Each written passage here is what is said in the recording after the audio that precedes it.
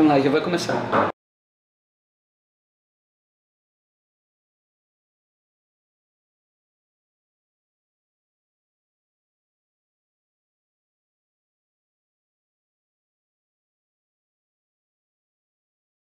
O Vertente Cinema está fazendo 3 anos e é bem difícil fazer, manter tudo, enfim. E eu queria te chamar para poder conversar com você sobre o papel da crítica. Sim. E aí, milênio, né? É, milênio. E aí teve um problema que eu recebia 150 críticas. A sua crítica? A minha crítica de comentários. E eram sempre os mesmos. Bacana, isso foi ótimo. Não, beleza. Que aí perguntavam pra mim se eu não era um crítico, um cineasta frustrado. Você é um cineasta frustrado? Não, olha, eu vou ser bem sincero. Eu tive produtora nos anos 90, fiz alguns documentários institucionais, fiz curta, estudei nos Estados Unidos, fui fazer mestrado lá, pensando em fazer cinema. E depois eu vi que não era o que eu gostava. Tipo assim, eu trabalhei atrás das câmeras, eu tive essa experiência. Eu fiz até curso para ator, fiz várias coisas assim, pensando em trabalhar em frente às câmeras. Foi ator? Eu cheguei a fazer peça de teatro, mas também não gostei. Eu fiz várias coisas conforme ia fazendo curso de jornalismo, né? Até me ajudou, foram ferramentas que eu ajudo no meu texto hoje em dia. Mas aí depois eu descobri que eu queria ser crítico de cinema, eu não queria nem ser jornalista, eu queria ser crítico de cinema. Eu fugi o máximo que eu pude de apuração, de fazer reportagem, de redação. Eu usei só aquele caminho, né, para poder chegar à crítica. Chegando à crítica, eu me estabeleci ali e não quero mais nada. Às vezes os veículos me pedem, vou fazer entrevista, o quê? Eu faço com má vontade, mas não faço questão de fazer coletivo, eu quero fazer só crítica mesmo. Qual o papel da crítica para você? Eu acho que o papel da crítica é fazer um diálogo entre a obra e o público. Cada vez mais eu vejo que a crítica não está sendo feita dessa forma. Tipo assim, querer fazer uma crítica aos colegas, mas o que menos interessa para o público em relação à crítica, no caso o crítico, é a opinião do crítico. A crítica não deve ter opinião nunca.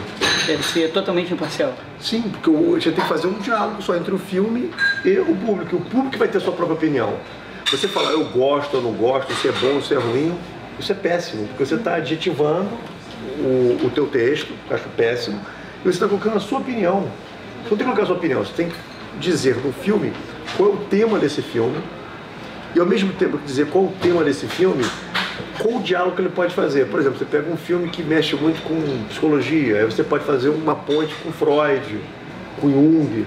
Ou você pega um filme que mexe muito com uma filosofia de vida, de comportamento, você pode fazer Nietzsche, Schopenhauer. Então você tem que dar caminhos para que o público faça a sua própria reflexão.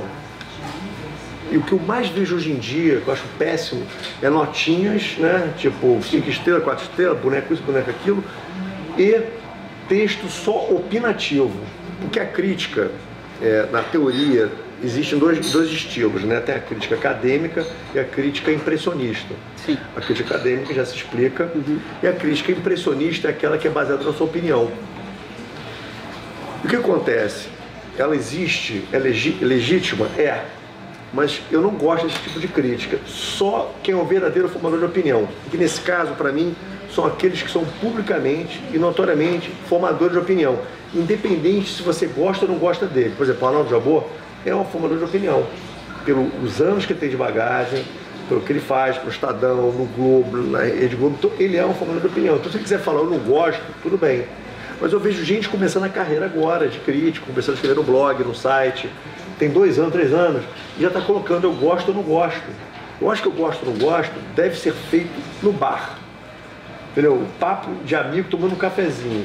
Agora, quando você está escrevendo para um veículo, você não deve colocar nunca dessa forma. É o que eu vejo muito crítico fazendo isso. Até crítico já antigo, 10, 20 anos de profissão. Eu acho isso horrível, eu acho isso péssimo. Então você é contra até passar a emoção na crítica, por exemplo? Sim. Sim, também. Também acho. Acho que existe a crônica, entendeu? Existe a resenha, existe a crítica, existe a reportagem. A gente tem que tentar diferenciar essas coisas. Por exemplo, vou dar um exemplo aqui. No filme Titanic todo mundo chorou. Sim. O crítico também chora Sim ou não? Depende. Sim ou não, tudo bem, mas se chorou, deve colocar que o filme é emocionante ou não? Aí eu te pergunto, Isso para você é subjetivo ou foge da... É subjetivo porque o que é emocionante para você pode não ser emocionante para mim. Pode ser uma chorumela, uma baboseira. Você pode estar chorando ali e tem um cara do lado assim, graças a Deus esse cara morreu logo, não aguentava mais. Eu dei o exemplo de Titanic porque Justamente. é o pior, é o filme mais manipulador para alguém gente que chorar. adorou quando o cara morreu. Finalmente esse cara morreu, agora acabou, vamos passar para outra coisa. Eu aguento mais esse cara nesse barquinho ali no gelo, com aquela mulher, enfim. Então, isso eu posso falar numa mesa de bar, com os meus amigos, na brincadeira. Acho que até no blog isso é permitido, porque o blog é uma coisa muito pessoal. É diferente da crítica. Mas você não concorda que isso deva ir a um jornal, por exemplo? Pode ir no jornal, mas não na crítica. Pode na reportagem, pode numa matéria, pode numa descrição, numa crônica. Mas nunca na crítica. Na crítica não. Não precisa ser jornal não, pode ser qualquer tipo de veículo. Pode ser um site, pode ser uma revista. Se eu ponho lá texto crítico, você vai fazer uma crítica. Acho que você não pode ser emocional nessa hora. Você não pode escolher gostos, gêneros. Se eu odeio filme de terror, então todo filme de terror não presta. Entendeu? Acho que você ali tem que fazer um diálogo. Dizer sobre o que é aquele filme, para onde ele está caminhando, o que ele quer, o que o diretor quis passar com aquele filme, o que você entendeu daquele filme. Mas não quer dizer eu gosto, não gosto, é emocionante. Mas uma coisa que eu também odeio, que eu vejo, este ator está maravilhoso, uma interpretação sensacional. Aí eu pergunto, o que é interpretação sensacional? Baseado em quê? Baseado no teatro grego, clássico, shakespeariano, no método Stanislavski. O que é sensacional? Qual foi o método de atuação que esse ator usou? Então você tem que ser um especialista no assunto para botar isso. Não vira só um adjetivo. A fotografia é lindíssima. Você é um diretor de fotografia, você entende qual foi a gelatina que ele usou, a lente, a iluminação. Você não sabe nada daquilo. Não, mas aquilo me tocou emocionalmente, aquilo me passou uma beleza. Sim. Então já é um texto emocional, tá entendendo? Já não é um texto crítico. Você pode até fazer essa menção, mas dizendo de onde vem o pecado. Eu acho que no texto pequeno, que hoje em dia cada vez mais os jornais, os textos são muito pequenos devido ao mercado. Então são textos de 900 toques, então 10 linhas, 12 linhas. Você não pode em 12 linhas perder seu tempo botando isso. Você tem um espaço muito pouco, muito pequeno. Então você tem que dizer ali o tema desse filme. Que, por exemplo, a gente pega Onde os Fracos Não Têm Vez. Vou dar um exemplo assim, bem básico. Todo mundo fala, Onde os Fracos Não Têm Vez. Poxa, o que aconteceu com aquele cara que bateu de carro, né, o Bardem no final, o psicopata? Ele ficou com dinheiro, não levou o dinheiro, ele foi preso, não foi preso? Certos filmes, isso não interessa. O que interessa, o que tá no meio, né? O que interessa é o tema que os irmãos Coen fizeram de proposta no filme, que o tema era a violência. O que estão querendo falar é o seguinte: onde os fracos não têm vez. É um país, né, no caso dos Estados Unidos, que chegou a uma banalização tão grande da violência, a violência era uma coisa tão normal, entendendo? Que as pessoas não se preocupam com o bem-estar do outro. E ele faz isso em 2 cenas do filme. O resto todinho do filme é uma balela grande. É só para a narrativa andar. Tiroteio, perseguição, conseguindo, vai conseguir. Isso é tudo para poder o filme andar. Tem 2 cenas que explicam o filme inteirinho, que as pessoas saem do cinema, pô, o filme acabou de repente, a gente não entendeu nada. Porque eles não estão querendo saber do final, como o filme vai acabar. Que é a cena quando o Josh Brolin está atravessando a ponte entre os Estados Unidos e o México e vem 4 rapazes vindo na direção dele. Ele está todo quebrado, machucado, ensanguentado, cuspindo sangue. Ele chega para o rapaz e fala assim: poxa, eu quero comprar o seu casaco, para $500 pelo seu casaco. Então o cara, uma hora vende, pega o dinheiro, e aí ele olha para o outro garoto do lado e fala assim: poxa, dá para você me dar sua cerveja? Aí o cara vai pagar quanto pela cerveja? Então, essa é a crítica dos irmãos Coen. Tipo, o cara tá todo quebrado, veja as pessoas ajudarem aquele cara, não, ele tá vendo quanto que ele pode ganhar ainda vendendo a cerveja. Que é a banalização da violência, a pessoa tá pouco se preocupando com o outro, não é solidário, é onde os fracos não têm vez. Os fracos não têm vez naquele lugar. Se você for fraco, você vai ser massacrado. E aí ele faz o mesmo paralelo com o assassino no final do filme. Ele faz a cena com o Josh Brolin, que entre parentes seria o nosso protagonista, o nosso herói, e depois faz com o psicopata. Quando ele tem um acidente de carro, chega pro garoto e fala assim: poxa, eu quero a sua camisa, eu pago $100 pela sua camisa. O garoto vende, aí o outro garoto lá pergunta: poxa, a gente não vai dividir esse dinheiro, eu estava aqui na parada contigo. Eles não estão preocupados se o cara vai Porque eles não sabem que aquele cara é um assassino, é uma pessoa que bateu de carro. Sim. Então ele está mostrando, tanto o assassino quanto, no caso, o herói, sim, essa banalização. E o filme é tão interessante que, fora isso, tem outros temas também. Tem outro tema que é o seguinte, a ética. O personagem mais ético do filme é o assassino. É o personagem mais ético, é o mais correto. É sangue frio, é o maluco. Por quê? Toda vez que ele fala uma coisa, ele cumpre. Tanto que chega no final do filme e fala assim para aquela senhora, eu vim matar a senhora. Você já está com dinheiro, já se deu bem, já... Não, mas eu prometi que ia matar a senhora. Então, se eu dei minha palavra, eu preciso matá-la. Eu preciso cumprir isso. E o cara que a gente acha que é o herói, não tem ética nenhuma. Porque ele pega aquele dinheiro, faz aquela confusão toda, expõe a família dele, tudo pela ganância e ambição da grana. Então, no final, ele não é um herói. O herói é um vilão. Então, é isso que você tem que passar para o público. E não se a interpretação foi fantástica, se o filme foi maravilhoso, foi muito bom. Nós temos que dar esses temas da violência, da ética, para o público fazer uma reflexão, de acordo com as suas crenças, sobre isso. E tem que achar bom ou ruim é o público, não o crítico. Só se o crítico vira público. Aí sim. Aí, tudo bem. Porque eu acho que o crítico sempre tem que ser um pouco esquizofrênico, entendeu? Ele, quando está escrevendo no veículo, ele tem que ser um crítico. Quando está com os amigos, pode falar, não, isso não é ruim, isso não é legal, porque ele está em outro ambiente, um ambiente informal, com amigos, com colegas, enfim. Mas como é que você vê um filme? Dessa forma. Como espectador também? Depende, se eu fui determinado, Mário, eu quero que você faça a crítica desse filme. Eu vou como um crítico. Agora, estou no meu final de semana, com a minha família, com meus amigos. Vou como espectador. Não, é que eu estou tentando entender, então você vê 2 vezes o mesmo filme. Você vê um como crítico e um como espectador. Sim, até porque tem filmes muito bons, né, que eu gosto, né, sensacionais, que eu não tenho DVD em casa, que eu acho chatérrimos. Mas eu sei que aquele filme é muito bom. E tem filmes que são horrorosos, que são os guilty pleasures, né, os prazeres da culpa, que eu tenho em casa em DVD, eu sei que aquele filme é horroroso, mas aquele filme me faz bem, eu gosto daquele filme. Conta um pra gente aí. Ah, tem vários. Conta umzinho, sabe?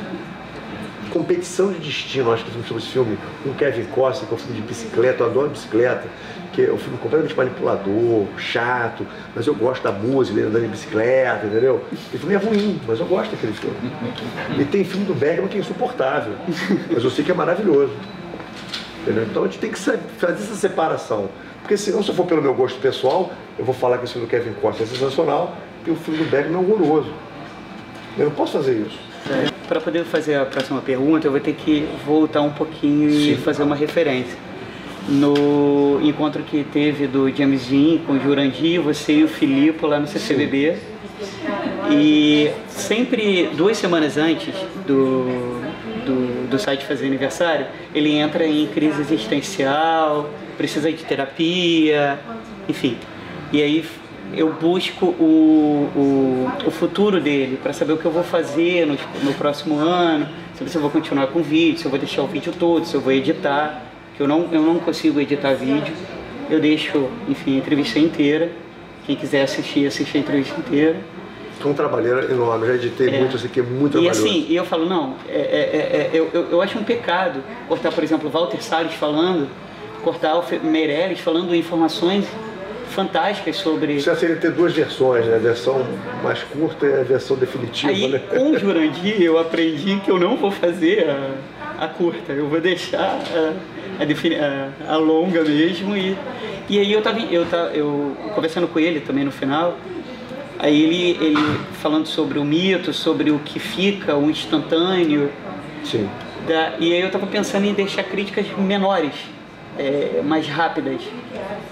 Né, que é a tendência da internet. Você entra, você lê uma crítica em 10 linhas, você entende o filme inteiro e tá feliz, vai ver o filme ou não. Né? E eu fui pelo caminho inverso, eu quero fazer crítica de 3 linhas, de 3 folhas. Eu quero ter tempo para trabalhar a crítica. Como é que é isso para você? Você prefere escrever crítica pequena? Você consegue escrever crítica pequena ou você prefere fazer uma crítica grandona? A crítica mais difícil é a pequena. Que a crítica, quando você tem um espaço maior, você pode se devagar um pouco, você pode se perder um pouco no assunto, e diferente da pequena, porque a pequena você tem que ser muito cirúrgico, né? Tem que acertar no alvo certinho, né?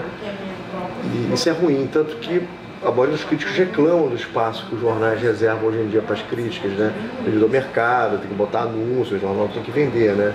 Então a maioria dos críticos reclama, a grande maioria reclama que não tem espaço, queria mais espaço ainda para poder explicar uma obra, né? Fazer mais referências, né? Abrir mais portas sobre aquele tema para o público. Você prefere... As críticas maiores são melhores. Você né? consegue trabalhar melhor. É porque acontece, cara, não adianta você dizer, não vou escrever críticas menores que as pessoas vão ler. E críticas maiores não vai achar chato e não vai ler. Quando você escreve sobre um filme, normalmente o público já resolve se vai ler ou não vai ler. Não adianta eu escrever a crítica melhor do mundo, Mercenários 2, se o cara não gosta de Stallone, Schwarzenegger, daquilo tudo, ele não vai ler nenhuma linha.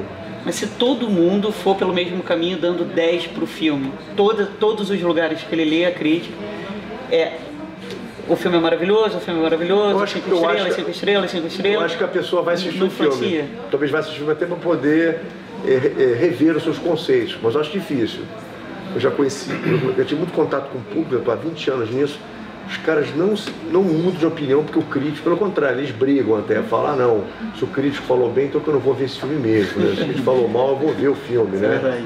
Ou então ele começa a escolher o crítico que ele gosta, que tem um diálogo melhor, tipo assim, do estilo de filme, né? Mas é muito difícil, cara, fazer esse revisionismo, o público é muito difícil. Acontece, mas é muito difícil. Se o cara não gosta de Fellini, o cara não vai começar a gostar de repente. E vice-versa, entendeu? Se o cara gosta de Schwarzenegger, não vai deixar de gostar ou vai gostar, tá entendendo? Porque é o gosto. Por isso o crítico não pode se pegar no gosto. Ele tem que fazer uma reflexão sobre o filme. Eu acho isso. E você agora virou curador mesmo, está escrevendo pouquíssimo. Sim, porque eu acho que é antiético se você faz uma curadoria, né, de uma mostra de filme, no Festival do Rio agora que eu estou fazendo. E aí você tem uma sessão, normalmente os veículos, né, quase todos os veículos indicam quais são os filmes imperdíveis, quais são os filmes que eu deveria ver, porque eu não deveria perder seu tempo. Existe isso. Como é que eu vou fazer essa indicação tendo uma mostra dentro do festival? Vou deixar de indicar os filmes que eu estou fazendo na curadoria, eu vou indicar os filmes, quer dizer, fica uma coisa meio antiética. É como também se o crítico fosse assessor de imprensa de uma grande major, que é assessor de imprensa da Warner. Aí quando chegar um filme da Warner para escrever, como é que ele faz? Ele é o assessor de imprensa que faz o release ou é o crítico que vai criticar o filme? Eu acho que fica antiético. Como é que você... vai criar um certo dilema na cabeça da pessoa, ele está falando bem desse filme porque ele está por trás da morte, está por trás da assessoria de imprensa desse filme. Tá entendendo? Complica, entendeu? Então eu acho que você tem que ser ético. Eu conheço gente que escreve crítica mesmo sendo assessor de imprensa do filme. Eu também. Cada um faz o que acha melhor. Mas o meu comportamento, eu não estou aqui para condenar ninguém não, mas o meu comportamento é não fazer isso, eu não faço isso. Acho que é antiético. Conversando com você ainda há pouco ali na mesa, a gente estava vendo que você é um cara bem ético, bem... A gente tenta, né? A gente perfeição, né?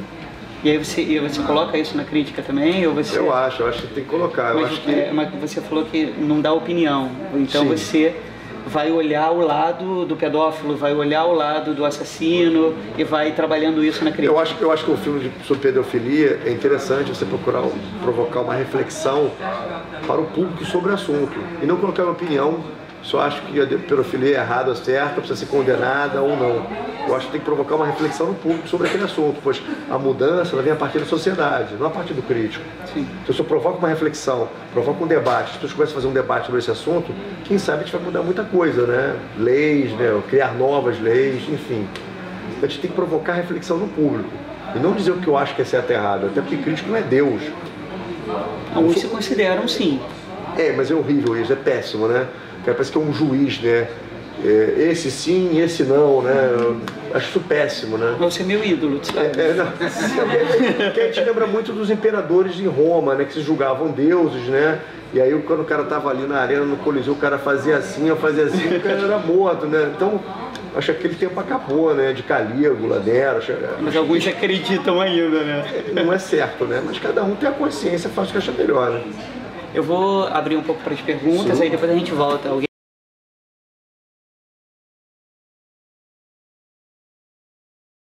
Deixa eu tentar então explicar um pouquinho melhor. Não é que é opinião, não é isso que eu quis dizer. Eu quis explicar o seguinte: você vai indicar o filme. Você indica o filme ou não, mas não é a sua opinião pessoal que tem que ser baseada na sua indicação. Eu gosto de filme de terror, então vai assistir que você vai gostar. Não pode ser uma opinião pessoal que vai indicar você o filme. Você tem que colocar os indícios que você... esse filme aqui eu vou gostar.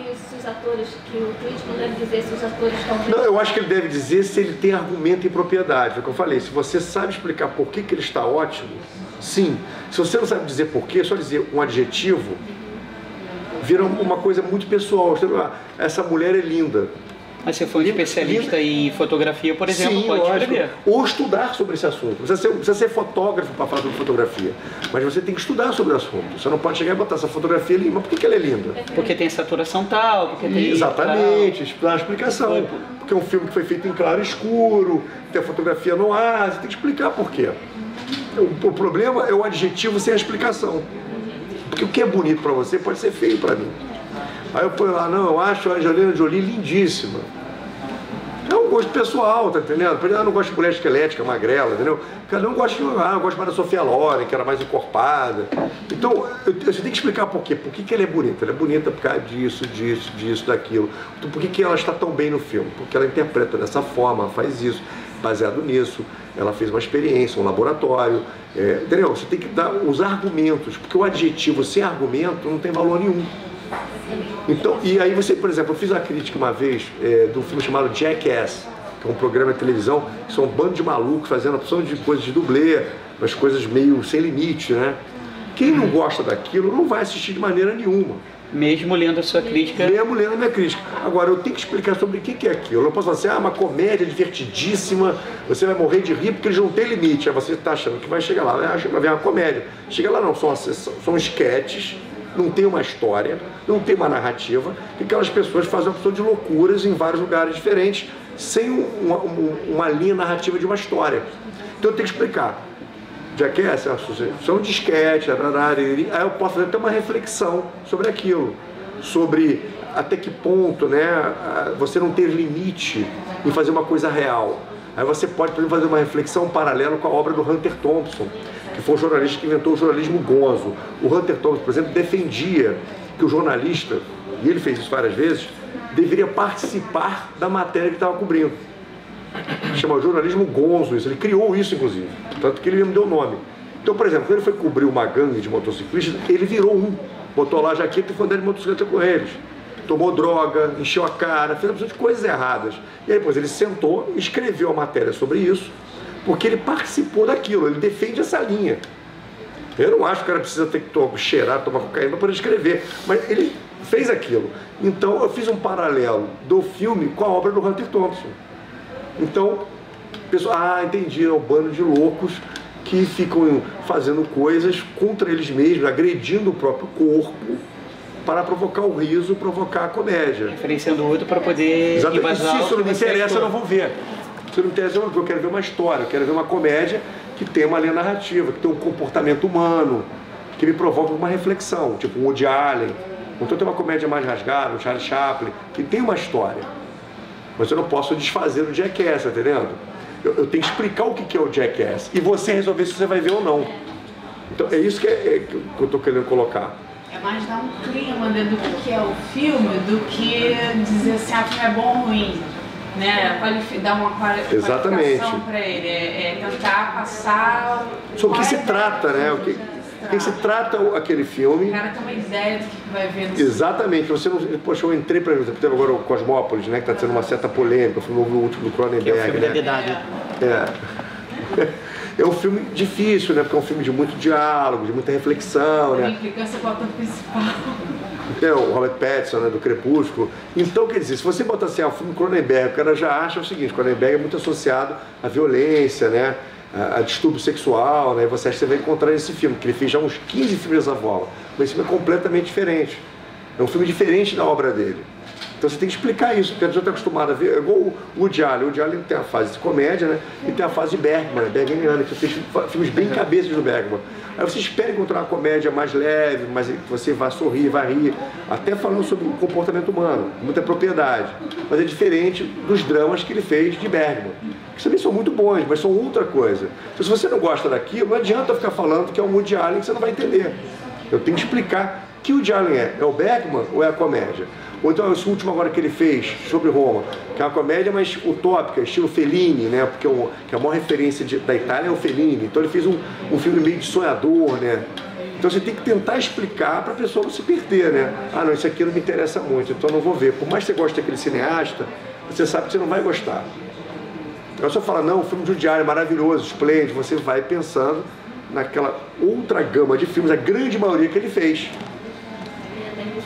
O Sylvester Stallone, por exemplo, pode fazer um filme um dia que ele pode ser um gay, um drama, entendeu? E não ser um filme de violência. Se eu botar mais um filme de Stallone, você já imagina que ele vai pegar a metralhadora e vai matar os outros. E de repente pode não ser isso. Ele pode enfiar na cabeça dele que ele quer fazer um filme, um drama familiar, desculpa, um drama familiar. E aí eu posso citar o Clint Eastwood, que fez filme de faroeste, fez filme de ação e fez filme de drama. As Pontes Madison, um filme de drama interessantíssimo, entendeu? Então, é um cara que fez vários filmes diferentes. Então você tem que citar. Exatamente. Então por isso que você tem que mais ou menos indicar o público, para ele entender que Clint Eastwood ele vai encontrar naquele filme. Não o Dirty Harry do Revólver do 45, né? Você pensa no público quando você vai escrever a crítica? Você pensa no público-alvo? Por exemplo, se você vai escrever sobre mercenário, você vai escrever mais para machão? Ou você pensa num possível público que vai assistir o filme? Não, você não pode pensar nisso. Eu acho que você tem que escrever o que eu falei. Você tem que pegar a crítica, você tem que fazer uma reflexão. Não, você não pensa em hipótese nenhuma? Lógico que não. Porque se eu for pensar assim, não, os adoradores de filmes de ação dos anos 80 vão adorar esse filme, então eu vou falar só para eles. Pelo contrário, eu acho que eu tenho que abrir o leque para dar uma oportunidade de todas as pessoas pensarem se querem assistir aquele filme ou não. Eu não posso direcionar. Se eu direcionar, eu estou, entendeu? Justamente não estou funcionando como crítico. Eu estou excluindo várias pessoas. Eu não posso excluir as pessoas, pelo contrário. Eu tenho que deixar que elas decidam por si só. Quem tem que decidir se vai ao cinema ou não vai, ou se vai gostar ou não vai, é o público, não é o crítico. Senão chega a ser um preconceito contra um tipo de público, né? Exatamente, porque eu acho que o maior preconceito é o filme de terror, né? Eu acho que é o que mais causa uma certa ojeriza nas pessoas. Porque o drama, a comédia, entendeu? As pessoas vão assistir, né? São as escolas gregas, né? A tragédia, a comédia, então a pessoa vai. Agora o filme de terror, né? Filme de monstro, filme fantástico, então filme de ficção científica, espacial, de nave, isso cria uma certa ojeriza no público, assim, na sua maioria, né? Tipo assim, é difícil um senhor de 100 de idade, que é acostumado com o cinema mais antigo, o cinema mais classicista, de classe, clássico, né, dos anos 50 americano, e assistir um filme como Guerra nas Estrelas, talvez. Não adianta, eu não tenho que decidir pelo público, eu acho isso péssimo, sabia? Porque eu posso cometer um ato, um errado. A pessoa às vezes ia gostar daquele filme e deixa de gostar, deixa de ir, porque eu excluí aquele filme, imagina? Se eu falo uma coisa que eu excluo aquela possibilidade, eu estou tirando a possibilidade daquela pessoa ir gostar daquele filme. Porque ela fala assim, poxa, eu nem fui, porque o cara falou que era isso, que era aquilo, eu desisti. Porque de uma e aí certa um amigo pode falar, não, você está perdendo, eu fui ver nada disso, é isso, aquilo, então eu vou lá ver. Então, você está excluindo aquela pessoa, você tem que incluir, não excluir. Eu penso assim. Que é sobre a mostra do John Carpenter. Sim. E todo mundo que eu falo, vai ter a mostra do John Carpenter, é filme para nerd. É só filme, só nerd que vai gostar, só nerd que vai ver, porque assim, só nerd que quer esse filme. Não acho isso. Eu não acho que eu acho que nerd é uma coisa muito assim abrangente, né? Mas está se tornando uma palavra pejorativa, né? Sim, tudo virou nerd hoje em dia, né? Porque basta um grupo de pessoas gostar daquilo loucamente, deixou de ser o cult para virar nerd, sim, né? Porque o nerd antigamente era só aquele cara com 40 canetas no bolso, só gostava de ficção científica, tinha aquele perfil meio Windows, né? O criador do Windows, da Microsoft, o nome dele, o Bill Gates, é o perfil do nerd e está meio que diferente. Esse não é mais o perfil, né? Eu acho que o John Carpenter, ele obviamente é um diretor que mexe muito com o cinema fantástico. Então se você não gosta do cinema fantástico, complica. Mas tem muita reflexão política no filme dele. O filme Como Eles Vivem é uma reflexão total sobre o autoritarismo na América, nos Estados Unidos. E ele utiliza dessa forma. Aí se você for ver o Bebê de Rosemary, do Roman Polanski, é um filme que usa o terror, né, para falar sobre uma série de questões. O filme Iluminado, do Stanley Kubrick, é uma grande reflexão sobre o medo. É um cara com machado ali, enfim. Então a gente não deve ter esse preconceito. Se a pessoa tem o preconceito, não adianta. Eu posso escrever o que eu falei. Se eu quiser sobre o Carpenter, que ele não vai assistir de maneira nenhuma. Então eu tenho que tentar explicar o máximo possível para ver se eu consigo convencer a pessoa a assistir o filme dele. Quem sabe ela vai começar a gostar e vai ver todos. Porque tem gente, por exemplo, que não via no James Dean um grande ator, de repente via nele só um mito. De repente foi assistir um filme, se apaixonou e começou a se interessar por mais coisas. Obrigado. Eu nunca gostei muito de James Dean, e aí por causa da mostra do Mário, eu comecei a ficar viciado um atrás do outro, eu vi quase todos. Então, e eu saí e fiz aquela crítica, e eu botei na crítica lá no artigo, nem era uma crítica, era um artigo, em homenagem ao Mário, por ele ter feito com que eu pudesse reviver, revisitar isso. Revisionismo, né? Isso, exatamente. Tinha muita gente jovem Exatamente. Impressionante. Eu acho que essa é a melhor recompensa que um crítico pode ter. Ele conseguir abrir os olhos de uma outra pessoa para aquilo. Ela pode até não gostar, mas entender o porquê da importância daquilo. Tipo assim, olha, eu não gosto, mas respeito. Agora eu entendo porque isso é importante. A gente fala assim, Shakespeare é muito chato, tem um vocabulário chato, arcaico, difícil, consigo entender, o cara parece o Yoda falando, tudo ao contrário, sei lá o quê. Você tem que entender a importância dele, na dramaturgia, no teatro, na influência que ele criou. Você pode não gostar, mas você tem que entender essa importância. Então, se as pessoas começarem a entender a importância do James Dean, mais do que simplesmente a figura mitológica, da foto, da imagem, isso é a maior recompensa que a pessoa pode ter quando está fazendo uma amostra, uma curadoria ou escrevendo uma crítica. É você abrir os olhos de uma pessoa que não tinha visto aquele detalhe. Não é muita crueldade não, cara? Uma amostra de John Carpenter no meio do Festival do Rio? Concordo, né, cara? Mas às vezes é a única forma, né? Porque são filmes que estão vindo lá de fora, tá lutando para trazer todos eles em película, todos os filmes em película. Não, essa é a crueldade com a gente. É um custo de querer alto. ver todos. É um custo muito alto. Mas, por exemplo, posso citar, ano passado a gente fez o Dario Argento, né? Que eu fui curador também. Logo depois que acabou a mostra, na repescagem, passou-se quase todos os filmes do Dario Argento em dias completos na repescagem lá do festival, passando na estação. Começava tipo 2 da tarde até 10 da noite, só então é uma oportunidade, porque os filmes vão chegar, obviamente que eles vão ser repetidos na repescagem, não sei se todos, mas se bobear vai ser a grande maioria, ou todos mesmo. E a gente não pode nunca deixar de fazer mostra no CCBB. Agora eu teria que ligar para a Caixa, olha, as próximas 3 semanas não faz nada. Eu ligaria para o Severino Ribeiro, mas eu não põe nenhum filme no circuito, para a gente passar só de James Dean, assim, todo mundo viu o James Dean, aí beleza, aí mês que vem a gente faz outra coisa. A vida hoje em dia é muito rápida, né? Então a gente tem que colocar tudo e deixar o público decidir. É muita pressão para o público. Como é o teatro. Olha quantas peças de teatro estão em cartaz, muitas vão ficar muito pouco tempo, outras têm uma sessão muito específica, teatro infantil, né, teatro noturno, teatro no horário nobre, e olha quantas casas de teatro, quantos teatros temos aí, tem que botar tudo, aí o cara vai escolher. Você imagina se todo mundo só pudesse botar a sua obra quando não tivesse outra acontecendo, para que todo mundo fosse ver só aquela obra. A vida é muito rápida hoje em dia, é televisão, é teatro, é cinema. Você tem que dar um leque e a pessoa vai decidir. O festival é muito importante com esses 400 filmes, por quê? Por mais que você não tenha assistido o filme, você acaba anotando o nome dele. Sim. E acaba depois alugando no DVD, sim, comprando lá fora, fazendo download, enfim. Então você acaba descobrindo o filme que você talvez não descobrisse se não tivesse no festival. E aí você descobre o diretor, fica fã, vai para os anteriores, então, acompanha. O papel do festival é esse, não é só fazer você ver os 400 filmes, mas fazer você pensar cinema. E você descobrir naqueles 400 filmes os que você vai seguir a sua vertente, né? Sim. Os vertentes de cinema, né? E dessa forma. Ó, eu vou ter que fazer uma pergunta, é a última.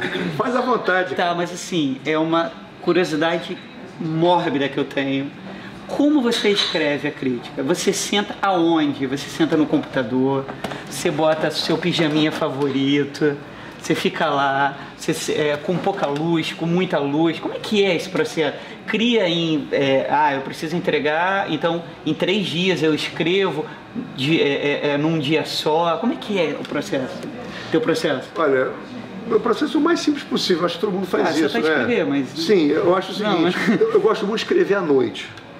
Que eu acho que a noite é o momento que a gente não tem as ocupações do dia, né? Sem pijaminha favorita. Não, lógico, é óbvio, né? Agora, tipo assim, sem a campainha, sem o telefone, sem as obrigações que você tem durante o dia, que é normal, você tem que pagar a conta, tem que almoçar, jantar, enfim. Então, quando você chega à noite, quando eu falo à noite, é bem à noite, tipo assim, 10 horas da noite, é o ideal para mim.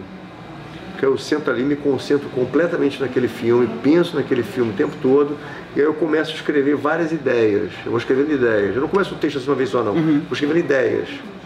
Tipo assim, ideia 1, ideia 2, ideia 3, ideia 4, vou fazer aquelas ideias todas. Aí depois que Isso no computador mesmo? No computador mesmo, é. Eu sou da época da máquina de escrever, né? Então eu posso dizer que no começo, quando eu comecei a escrever, era no papel e caneta. Escrevia primeiro para depois ir para a máquina. Depois a máquina escreveu. Hoje em dia o computador facilitou muito, né? Porque você já corrige na hora, já apaga uma frase, põe outra. Então eu faço vários tópicos sobre eu acho as reflexões que aquele filme pode causar no público. Às vezes são 20, 30 tópicos. Aí você fala, bem, agora vamos ver o espaço que eu tenho para escrever. Ah, eu vou escrever para o jornal, o meu espaço é 10 livros, eu não posso botar 20, 30 tópicos, é impossível. Então, eu vou escolher aqueles que eu acho que são os mais importantes, os mais relevantes. Aí você vai eliminando e põe aqueles. Ah, eu tenho um texto livre, posso escrever 3 folhas, então eu vou botar todos. Aí eu começo a fazer o encadeamento de ideias, né? Às vezes a ideia 1 que você botou, você não vai seguir aquela ordem, né? De repente a ideia 1 tem a ver com a 10, aí a 10 vira 2, a 2 vira 8, e aí você vai montando o texto. É assim que eu faço sempre. Ajudou então muito, né? Muito, demais, porque era uma loucura, ficar vendo um papel para um lado, vendo um papel para o outro, eu fazendo asterisco, né? Com canetinha vermelha com vermelho, verde com verde, azul com azul. Você guarda tudo isso? Cara, hoje em dia eu já guardei muito, cara. Eu tô precisando muito arrumar um digitador que pegue tudo que eu fiz antes, que está em papel, e botar pro computador, porque eu tenho muita vontade, né, de daqui a uns anos publicar tipo assim um livro, né, até baseado no que o Truffaut já fez, vários outros cineastas, né, filmes da minha vida, né, mas eu quero seguir 2 linhas, né, os filmes da minha vida, os filmes e não da minha vida, tipo assim, aqueles que tem os 2 lados, né? Teu yin yang, né? Teu o branco e o preto, né? E fazer um sombreado no meio. Eu tenho vontade de fazer isso. E como tem muita coisa antiga, né? De revista, coisa que nem existia ainda, coisa de computador, eu não tenho, tá digitada. Aí tem que... eu guardei isso tudo, é muita coisa, eu tenho que chegar, pegar e digitar isso tudo. Mas você guardou tudo que você escreveu já? Sim, graças a aí isso parece que serve a casa da mãe, né? Tá tudo lá guardado no antigo quarto, né? Tá lá na casa, lá, toda vez ela comenta, você não vai vir aqui jogar esse troço fora não, para poder liberar, para fazer uma outra sala, fazer outra coisa. Um dia eu faço, mano, um dia eu faço. Tá lá, aquela coisa toda. Às vezes você vai revisitar alguma coisa? Não, deixou lá. Tá lá guardadinho, tá dentro do armário, sem poeira, trancadinho, mas tá lá, entendeu? Com um antimorfo, ó, para não dar traço e comer tudo, né? Tá direitinho, bonitinho. Mas eu tinha que ter dado um jeito nisso, cara. Um dia, quem sabe, né? Ou então contratar alguém, né? Para poder ficar digitando aquelas coisas todas, né? Pode até ser interessante, hein? Digitar isso. Seria interessante. Ó, já tá, ó, já conseguiu. Já conseguiu, não vai te cobrar nada. É o trabalho hercúleo, ficar digitando. Rápido, mas é interessante ler o que ele escreveu. Viu, então, ó, viu? Não precisa pagar nada, é só o interesse dela. Ficou mais fácil escrever crítica? Depois bem mais fácil, eu acho bem mais fácil, porque na minha Precisa de um tempo para poder... Nos anos 80, bicho, quando eu escrevi a crítica, no final dos anos 80, não existia internet. Então quando você escrevia sobre o filme do Scorsese, você tinha que ter os livros, você tinha que ter uma pesquisa anterior, né? Aí você vai guardando essas pesquisas todas para você voltar nelas. Você encomendava livros lá de fora e trazia, então você tinha milhões de livros. Hoje em dia você põe lá Scorsese na internet, parece 300 mil coisas dele, coisa que nem ele sabe que existe. E no Wikipedia, né, que você fala que é o melhor, né, lugar para poder... Acho péssimo. Eu acho que o Wikipedia tem um problema, não é uma pessoa balizada que escreveu, né? Sabe, né? Sim, é um curioso que está escrevendo ali, né? Então tem muitos erros. Mas mesmo nesses erros, o cara já tem uma prática de cinema, já conhece cinema, já consegue ele identificar o que está errado, o que está certo, né? Então, isso aqui não está legal. Mas hoje em dia a internet ajudou muito para a pesquisa, o pesquisador ajudou muito, te dá um caminho. Naquela época não, a gente tinha que correr na marra mesmo, a gente fazia uma viagem exterior, trazia uma mala cheia de livro, pelo menos um crítico de cinema, né? Ele trazia a opção de roupa, essas coisas, trazia livro, loucamente. Então acho que a internet ajudou muito nesse ponto. Ela democratizou a informação, mas como tudo tem um lado bom, tem um lado ruim, ela também banalizou a informação. Você disse, agora é a última mesmo, aí depois a gente abre para... Olha, essa última vai até amanhã. Vai até amanhã, a gente dorme aí mesmo. Mas assim, você falou que lá no debate do James Dean, que você sempre reserva uma semana, 5 dias, 3 dias, para poder visitar os lugares de cinemas. Quando eu faço viagem exterior. Quando você faz viagem. Sim. Desde pequenininho? Quando você viajava, você também perturbava seus pais para poder ir? Olha, eu fiz high school nos Estados Unidos, né? Fui estudante de intercâmbio, fiquei lá 1 ano.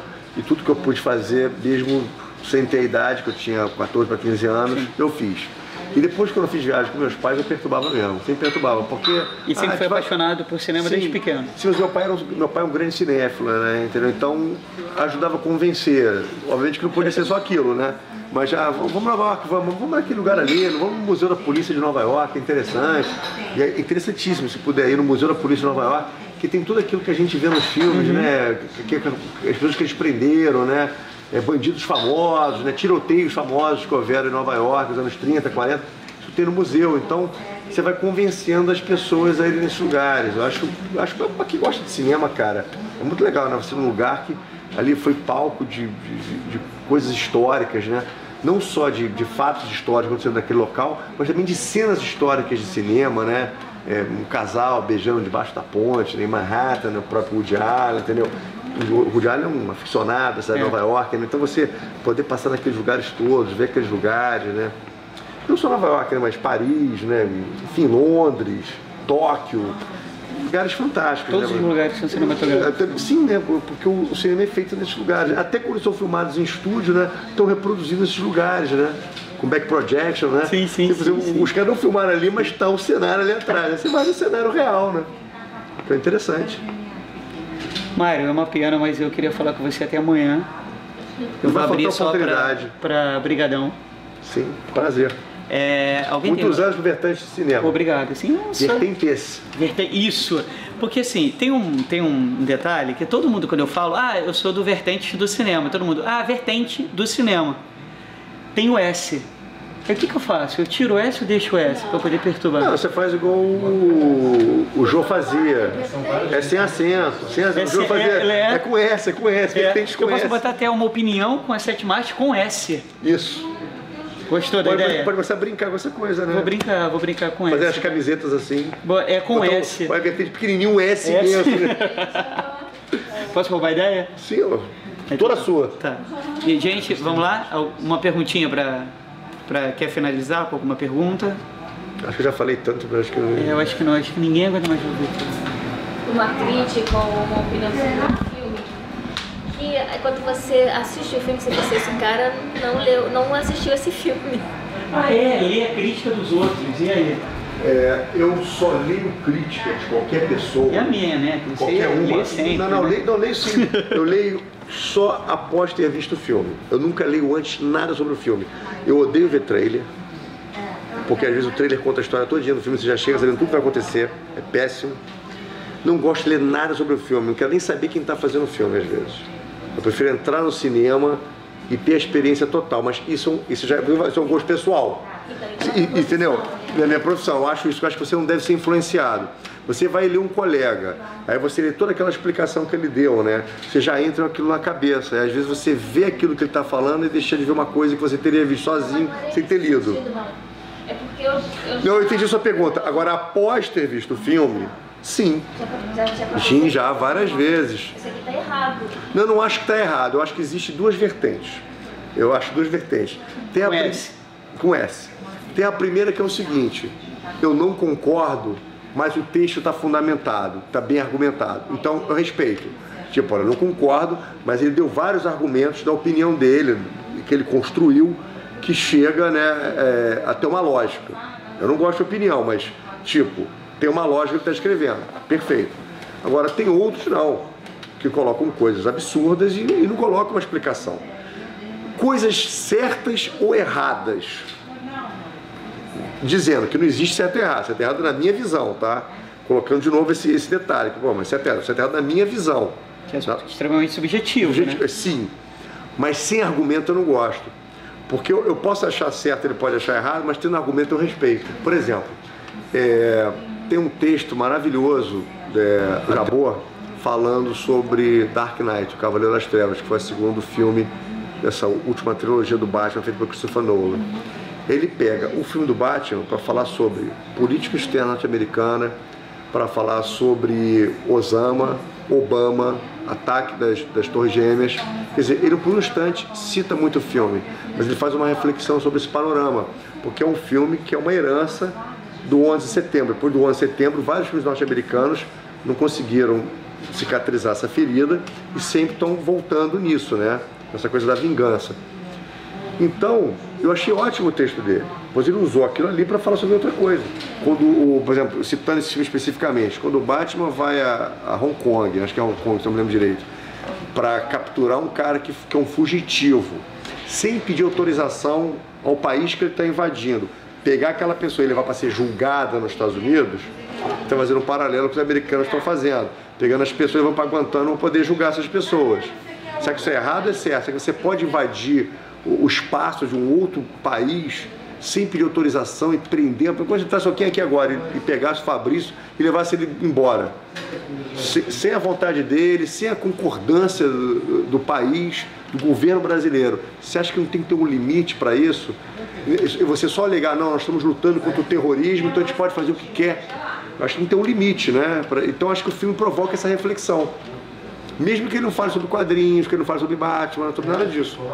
Então esse texto para mim é válido. Mais válido do que aquele que fala que é sobre quadrinhos e não diz nada.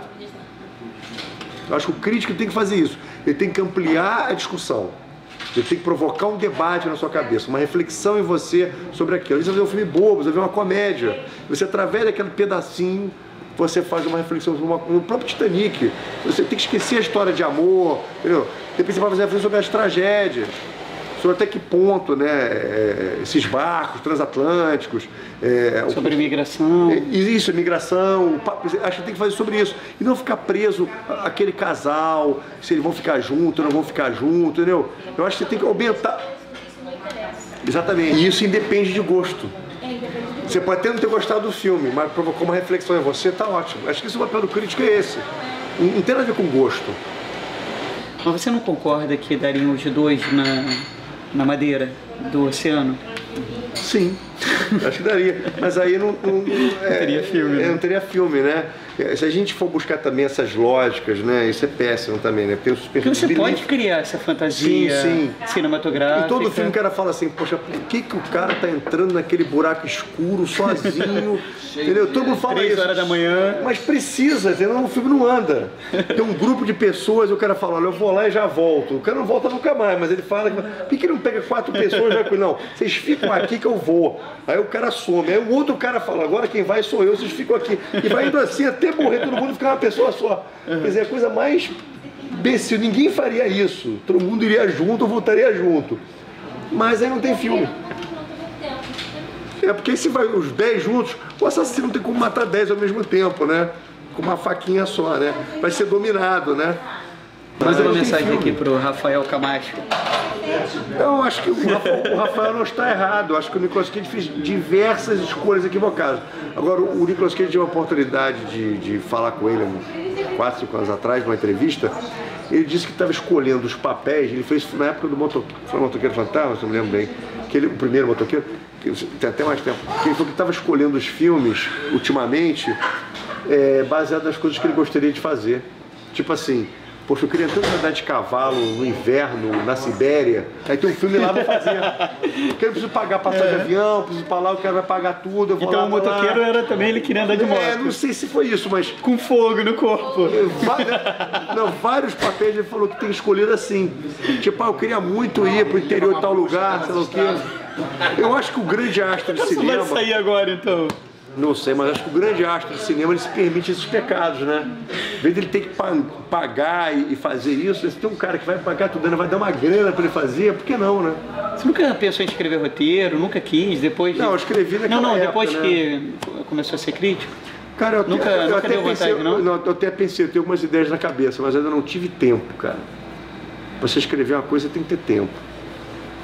Tem que ter tempo. E tua linha é o quê que você tá pensando? Uma comédia? Não, eu acho drama. Eu acho que tudo misturado, né? Tudo misturado? Tudo misturado. Meio Tarantino, né? Mistura tudo, não tem gênero, né? O gênero é o Tarantino, né? Então a gente pode esperar um engraçado. novo Tarantino? Ó, obrigado. Agora a gente vai ter um bolinho comemorativo para poder enfim, mais 15 anos, tá bom? 15 anos. Não esquece o meu cachê, depois você prometeu.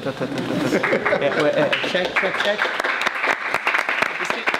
Agora, vocês entenderam porque ele é meu ídolo? E ele fala que ele fica... eu até brinquei com ele que eu falo que eu tenho um espaço, né, na minha casa com as fotos dele, um santuário com vela, com velinhas, aí eu fico assim, ó, né, Santo Mário. Porque o filme foi uma obsessão cega, né? Vou aparecer morto daqui a 2 semanas, entendeu? Louca obsessão numa cama com as pernas assim, né? Louca obsessão, acho que é louca. Stephen King, né? Com as pernas lá. A gente pensou nisso. Agora escreve a crítica da maneira que eu quero que você escreva, né? 1, 2, 1, 2, 3, 4.